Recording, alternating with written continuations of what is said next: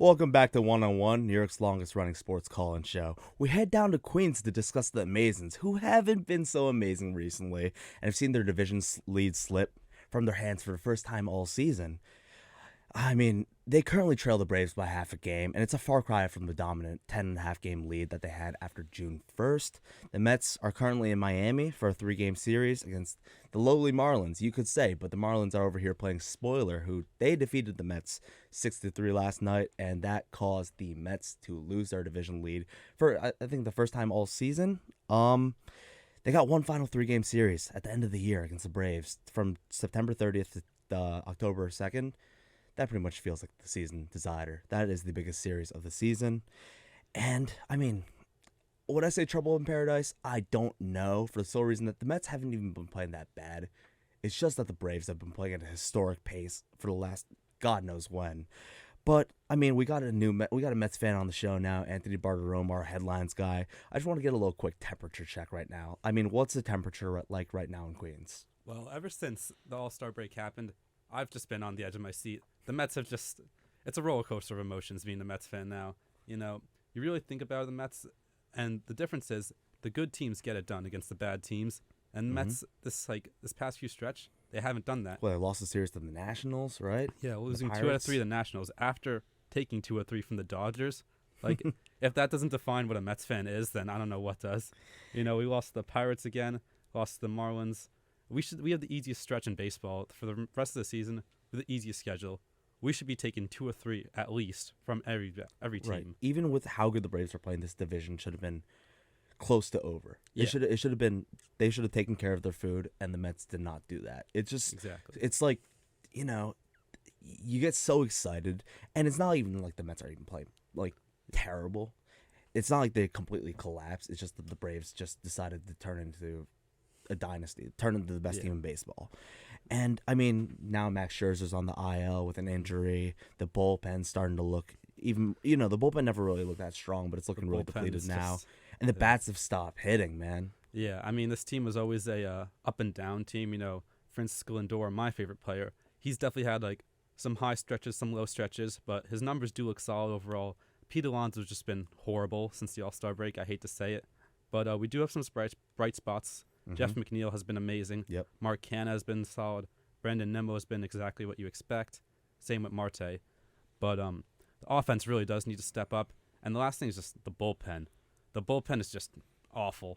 You know, I remember going into the trade deadline, I remember saying that the Mets had obvious flaws. The DH, the catcher position, and the bullpen. The bullpen, what do? We get Michael Givens, who, I mean, he's been a batting practice pitcher. Come on now. He's been terrible. Like, the only guys I trust in this bullpen are Diaz, obviously, you know. Ottavino has been very solid. And Lugo has been he's been in a good stretch so far. I was going to say, as a Yankee fan, I don't know if you're supposed to trust Ottavino. He's been really good this year, but we'll see on that one. But, like, the deadline was just, it felt unfulfilling. I mean, Billy Epler, like, what are you doing? This is a team with World Series aspirations. And you're fixing the DH problem with Vogie and Ruff, which I do like. Nakun was a solid addition as well, but like that's it.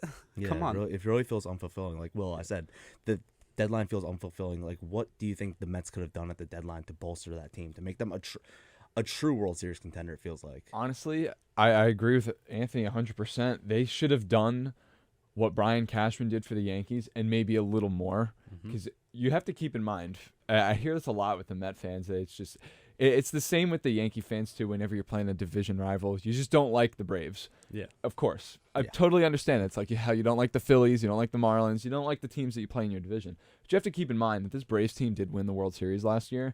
You could say you could call it what it was. They had an incredible second half, and came all the way back, won the World Series, and you have to give them that credit. This team knows how to win. That Alex Anthopoulos knows how to keep his core together. Yeah, surely does. But the Mets, I think they were way too passive at the deadline. They looked at their roster and they were like, okay, this team is good, which they are good. They really are good. However, but are they great? That's the thing. I think they are great, but their bullpen, they needed to do what Brian Cashman did in getting like a Lou Trevino and a Scott Efros. You needed multiple arms, and Michael Givens, if you're getting one arm, There are so many expectations on that one arm He's not even who a is good who arm. wasn't even having that good of a season. Yeah. So you're just putting this guy under unbelievable amounts of pressure coming to New York and having to be the only resolution to a problem that kills team seasons. Yeah. They should have gone out and gotten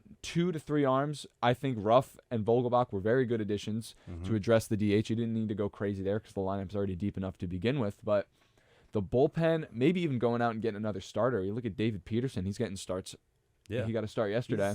He's a bullpen piece. Got blown up Exactly. yesterday. He's too young and not experienced enough to, start big games in September and October. Exactly. Like, I'm a Peterson fan. Right. He's But been good this year. This shouldn't be his role. Right. In the playoffs, though, like, that's the thing you have to worry about. Because in the playoffs, you have a 3 to 4 man rotation. Right. So you got guys like Peterson coming out of the bullpen. Maybe a Tyler McGill once he comes back from injury. Yeah. What's the status on him? Like, he had such a strong start to the season. Oh, I'm a huge fan, but he's great. He's just getting this injury done. He's in a rehab start the other day. I think starting a AAA game, pitched an inning or two, was solid. But yeah, once he comes back, I think that's a huge addition. Slide him right into that bullpen, getting a nice power arm in there. Mm-hmm. And yeah. I mean, yeah, it's definitely necessary considering the state of the Mets bullpen. We saw it before the deadline. There's no sugarcoating it. It's a weak bullpen. It's very top heavy. Mm-hmm. It's a one-man show. It's Edwin Diaz. Yeah. Timmy Trumpet himself. He's done so much. He's been arguably the best reliever in baseball. Him, Clase, whoever, pick. Oh, he's pick and definitely been choose. the best He's reliever been in the best. baseball. He's been the I'll best. tell you this right now though, Yeah. because I'm low key a superstitious guy, especially when it comes to talk to me. baseball. Oh, I know.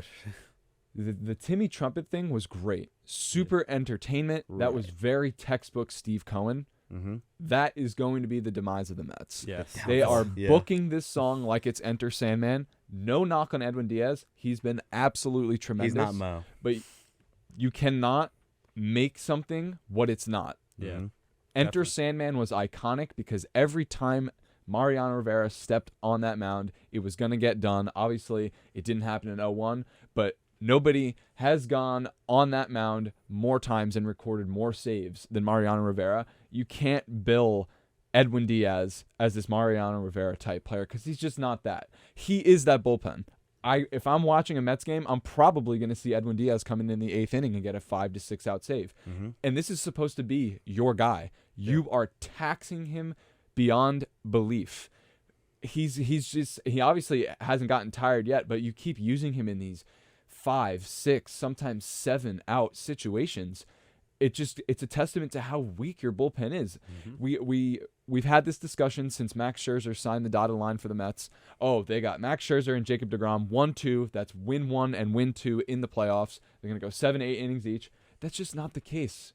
None of these guys are bank on that. superhuman. You can't. You can bank on winning games 1 and 2 with them, but can you really bank on both of them going 7 to 8 innings and then you just throw Diaz in there to get his 3 outs? Or Exactly. if I should say, and you can correct me if I'm wrong here, I see it a lot, Anthony, not just get his 3 outs, but put the first 2 guys on base to start the inning and then get 3 outs. So I think Edwin Diaz is great, but when it comes time for the playoffs and you give these playoff teams those base runners that Edwin Diaz does, it's not going to work out. It's not going to work out. So they're going to have to deal with what they have now, and hopefully, for the Mets' sake, it'll end up being a solid October. Right. Yeah. I mean, we saw it. We talked about it before the show, Anthony. We talked about Buck Showalter, his bullpen management concerns. Like, what's like the concern level there? Considering like he's overworked the hell out of Diaz. We can't sugarcoat it. We can't bite around the bullet. He's overworked Diaz. What can he do to improve? Like before we get into the playoffs, what can he do to improve? Well, I've said this before when the Mets hired Showalter and everyone was loving it. I've said it when the season started. The Mets got off to a great start. Everyone was loving it. I don't like Buck Showalter. Yeah, I don't care. Like, he's not a good manager. His bullpen management is horrible. He'll put Diaz in. He'll overwork him. He'll put Michael Givens in when there's 2 runners on in a close game. What are you doing? I mean, you got to trust the numbers. You got to use your best guys. You can't just use the eye test. It's 2022. Mm-hmm. We have these advanced stats. We have these metrics. Mm-hmm. And if you're not using them, then you're only shooting yourself in the foot. But that's the thing, though, Anthony. They have nobody else to turn to. Exactly. And they bring this is what I'm saying before. You bring in Michael Givens as your only bullpen option from the deadline. you're going to use him. They're not going to just let him sit in the bullpen after trading for him. And I don't even remember what the package was in August, but it probably wasn't that much. Do you remember? It was probably nothing. Some insignificant So, players. but they're gonna Yeah, he's use him though. 32. They're not gonna just bring him aboard and just have him ride pine. It's just not gonna happen. He's gonna play. He's gonna get his innings. You do have 3 solid guys in Ottavino, Lugo, and Diaz, obviously. But That's not enough in the playoffs. It's not going to be enough. I mean, you look at a team like the Braves. Their bullpen is stacked. You got Kenley Jansen. You got Rysdale Iglesias, who they traded for, which is underrated. Underrated exactly. for sure. Yep. You got Kirby Yates, who led the league in saves 2019. You got, what's his name, Colin McHugh, who I wish they signed in the offseason. I'm mad that the Mets didn't sign him when they had the chance. And I'm probably missing a Tyler bunch of Matzek. and what's his name, Minter. AJ Minter's been This lights bullpen out. And is they just traded so- Will Smith. Yeah. They don't Will even Smith need isn't him. good, but they traded him. They're deep. They're Exactly. Deep. They're That built for bullpen is October. deep. I think it reminds me a lot of that 2015 Royals team, which I Ooh. hated. Of That course team, you did. Exactly. I feel like You know they're way why? more talented though. That's a scary thing. Yeah, but that bullpen, that's what it is. You had Wade Davis, Greg Holland, and Kelvin Herrera. Yep, they had Like, power arms. How are you going to compete with that? Yeah. I know the Mets didn't. Especially in with the 2015. strong. If you look at the Braves, let's look at the Braves. They have a strong rotation. They have guys. You have Max Fried's an Fried. borderline ace. I consider him an ace at this point. I would I call think him so. the ace. At That's this right. point. Strider has the Strider. potential to be the best pitcher in baseball for crying out loud. He's Strider's ridiculous. just amazing. You got Kyle Wright, who's amazing. Kyle Wright's good. Even Charlie Morton. Yeah, had he's not down having a year, great year, but he's still a good pitcher. You can't sleep on him. Yeah. Team is Right. very They got- deep all the way around, outfield, infield, everything. That's why I would be scared of the Braves. Yeah, I and- picked them to go to the World Series. I think again they're because the they're best- Just so yeah. they're so deep. But I this think they're the is so scariest deep. team in the NL. I think they're the scariest team in the NL from top to bottom. And this is a team that's not even having like a good Ronald Acuna. Mhm. You know, or Acuna's good having- Albies. Yeah. Yeah. Albies isn't good anyways, Yeah. but Oh, Albies, man. I'll say this on air. I don't care. Ozzy Albies is the most overrated player in baseball. He's simply not good. Jeff Oh, McNeil's man. miles ahead of him. Oh, of LeMahieu course. miles ahead. Yeah. I don't care. I'll die on that hill. Ozzy has peaked a little too early. Ozzy But no, too. let's go back. Like the Braves are they're best guys. Like Acuna. Acuna's having a massive- similar to Mark Canha. Like Acuna has like a lower like WRC plus. He has that same like WAR as Isaiah Kiner-Falefa, damn near. And That's this is a crazy, guy yeah. who was one of the faces of baseball. yeah. You get one of like a performance like that, and it's terrible. Yeah, But the rest of the guys but- stepped up. Austin Riley's had an amazing Oh, year. I hate Austin Riley. I don't blame you for that. Yeah, I Yeah. wouldn't blame you one bit. Austin So Riley's he's having a just- great year. he's a You got menace. young guys like Vaughn Grisham, Von Grisham. Yeah. Michael Harris II stepping up into huge roles, everyday roles, and playing their butts off. Being Vaughn amazing. Grissom. Yeah, exactly. He looks to be the guy that's going to lock down shortstop. Yeah, after Dansby the Swanson's season. going to enjoy Dansby another Swanson team. He's got a very tough hill to climb. Mhm. We're going to see Dansby Swanson get paid 8 years for 170 or 180 million by the LA Angels. And he will It's a- never live up to it. Precisely. Dansby That Swanson is a is very good not take. that good. The This is Angels his first will good year he's ever extend. had. The Angels will sign him because he's a free agent this offseason, correct? Yep, he's a He free He's agent. going to get paid, and he is going to fall. I wouldn't say fall off a cliff, but Yeah. you know.